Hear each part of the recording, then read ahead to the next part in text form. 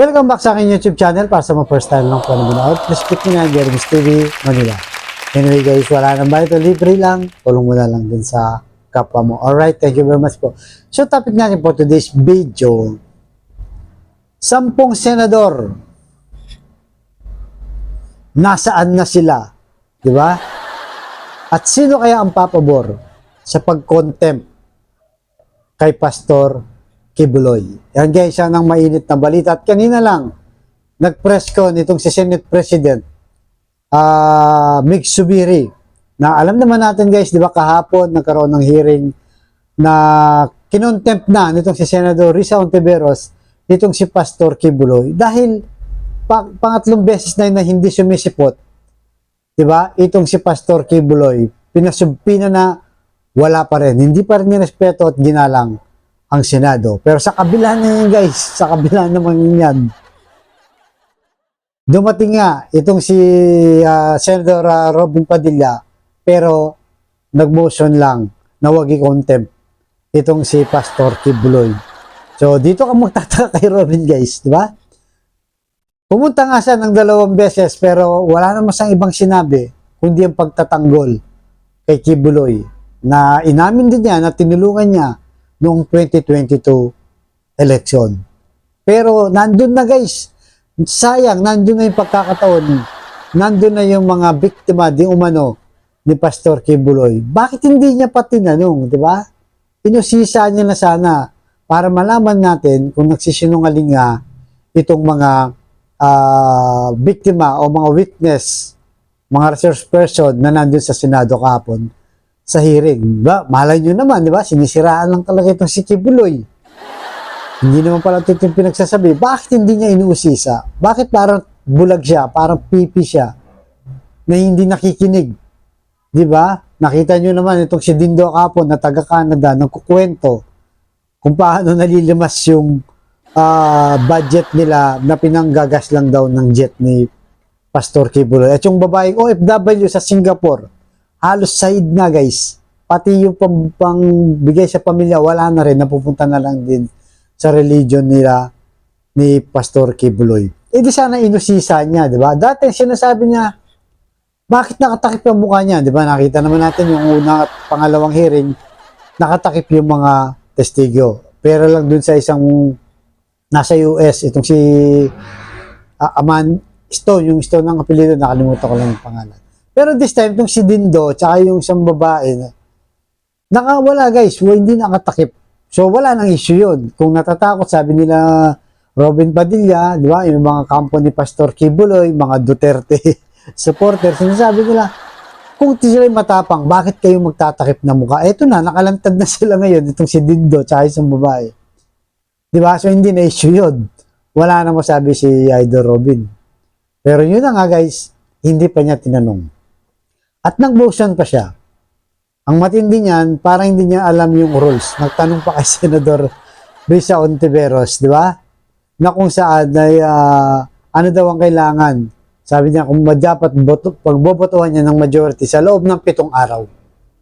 So ngayon guys, dahil yan natapos nga at lumabas ngayon ng balita at si Amy Marcos nagkaroon ng press con na sila pipirma na daw. Guys, pipirma na daw. Itong si Amy Marcos, yan. Cynthia Villar, Bongo, tsaka si Robin Padilla. Di ba guys? Pipirma na daw sila. Magtataka ka guys, pipirma sila. Ni minsan hindi sila nagpakita, si Bongo tsaka si Amy Marcos, sa hearing ng Senado ng pangatlong beses. Di ba? Na dapat sana suportahan itong si Senador Risa Hontiveros dahil committee nila yan, Senado yan, institutional nila yan. Kahit binabastos na itong si Pastor Kibuloy dahil hindi siya pagpunta sa hearing, ay kampi pa rin sa kanila. Di ba? Kumakampi pa rin sila kay Kibuloy. Di ba? At bukod dyan, di ba? Nasaan na yung mga ibang senador dyan na membro ng committee na kung saan chairman nitong si Risa Hontiveros.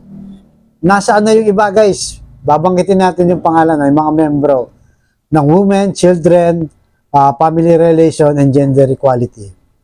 So, ang chairman itong si Risa Hontiveros. Vice Chair Nancy Binay, guys. At sino po mga member?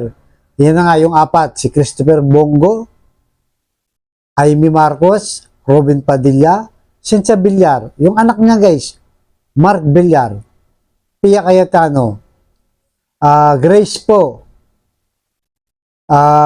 sino ba? Grace po, JB Hercito.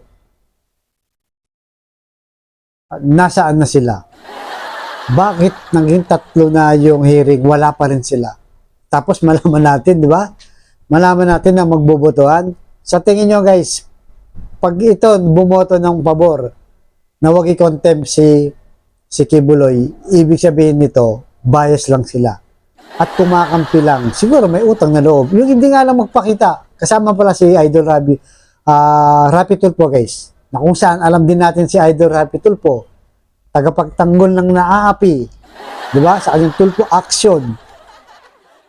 Lahat pinagtatanggol yung naapi. Pero itong mga biktima ni Kibuloy na di umanay inabuso, nasaan siya, ba't hindi rin siya nagpapakita? Diba? Kasi yung iba dyan guys, re-election yan. Dahil ba nag-aalangan sila? Dahil malapit na yung election sa 2025, midterm tayo guys, senador. Ang mga re-election dyan, yan, si Bongo, Jaime Marcos, Bato, Valentino, yan sila, si Revilla, yan ang mga re-elections din. Pia Cayetano guys. So dahil ba dyan natatakot sila kasi malaki rin ang boto ni Kibuloy guys. Nasa 7 million daw ang followers o yung mga member nila. Pwede ka nang manalo dun. Diba? Pero kung kakampi ka dun, pinabayaan mo naman yung mga biktima di umano. Bakit hindi sila umaten? Busisiin yung mga witness dun para malaman nila kung talaga nagsasabi ng totoo. Diba? Kaya di ba pag nakita natin yung hearing guys, iisa lang nandun si Senator Risa Hontiveros lang. Tapos si Coco Pimentel bumibisita pero hindi siya member guys. Hindi siya member. At meron 3 rin na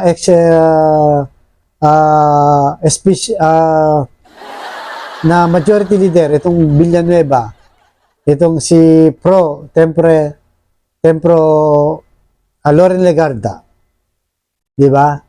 Sila yung automatic na member na. So magbobotohan ngayon guys, kailangan kahit 7 o 8 majority ng kanilang member ay pumabor. At ito namang si Subiri guys, nag-press con kanina.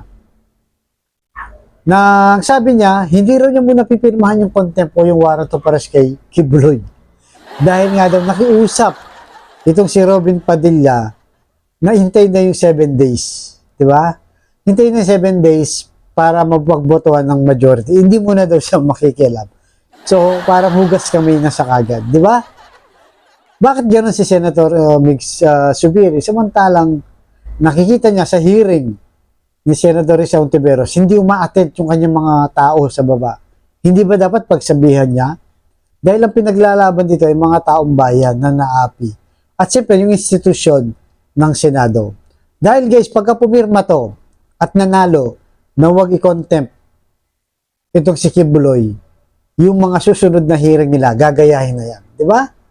Kahit ikaw guys, kung mapatawag ka sa Senado, pag sinabing, isumpi na na, huwag ka magpakita. Pag sinabing isumpi na na, hindi. Kakusapin mo yung isang senador. Sabihin niya lang yung huwag i-contempt. Hihingi siya ng 7 days, magbobotohan ulit. Wala nang pupunta sa Senado. Hindi na ire-respeto ang Senado. Wala nang sumpi-sumpi na, hindi na yung pakikinggan. Di ba? Kasi mismong institution nila, sinisira nila. Hindi na nga nire-respeto ni Kibuloy. Binabastos na nga yung hearing. Tapos, kukonsintihin pa ni Robin Padilla at ng mga boboto pa dyan na after 7 days magkakaalaman. Kaya suportahan po natin itong si Senador Risa Hontiveros dahil hindi biro ang binabangga niya. Alam naman natin na ma-influensya itong si Pastor Kibuloy. Hindi naman natin sinasabing guilty na siya guys. Kaya nga siya pinapatawag para magpaliwanag, binibigyan ng due process, binibigyan ng pagkakataon na sabihin kung ano yung kanyang side. Yun lang naman ang habol ng taong bayan para magkaalaman. Baka nga nagsisinungaling lang, di ba, yung mga witnesses. Bakit ayaw niyang humarap? At ayaw niyang igalang ang Senado, na which is legal naman ayon sa Korte Suprema. Dahil kung hindi yan illegal guys, o di sana pinatigil na ng Korte Suprema yan. Di ba? Dahil nga in aid of legislation, kailangan yan. ipatupad yung mga subpina, yung power, may power ang Senado. Kaya pag pinabayaan to guys, at may pumabor dyan na hindi contempt si Kibuloy, wala nang makukontempt, maa-arrest sa Senado. Lahat yan ang idadahilan. Eh bakit si Kibuloy? Sasabihin, di ba? Hindi nyo nga napa-arrest to eh. Hindi nyo nga napa-contempt. Kailangan lang pala magbotohan. Eh bakit pa kami pupunta dyan? Eh kung may kontak ka naman na senador, may influensyahan kang tao, eh di wala. Di ba? Wala nang susunod sa mga senador na yan. Kaya paglaban mo natin, tulungan natin si Senador Rizal Ontiveros para magkaalaman. Yun lang naman ang pakay niya, para magkaalaman at gumawa ng matindi pang batas. Dahil mga ibang religion, nagtatago sila. Diba? Inaabuso na pala yung kanilang mga mismo member. Kaya kailangan magkaroon ng batas na bawal na yan. Gagawa ng batas sila Senador Ontiveros at kanyang mga kasamahan na para protektaan yung mga member sa mga ganitong pangyayari na kung lalo na kung mapatunayan. Di ba? So kayo guys, ano sa tingin nyo? Pag pumabor ba yung mga senador na to, iboboto nyo ba ito? Ngayon yung dapat kilitisan yan dahil malapit na ang midterm election natin.